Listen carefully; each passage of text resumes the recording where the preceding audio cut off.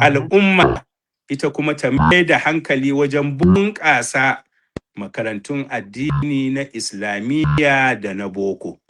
Na so a ce ina da dama in kawo ilimin addini cikin makarantar boko, ba kamar yanzu yadda ake ƙoƙari a ɗauki ilimin boko a kai makarantar addini ba. In akwai kishi a can, a nan ma akwai kishi.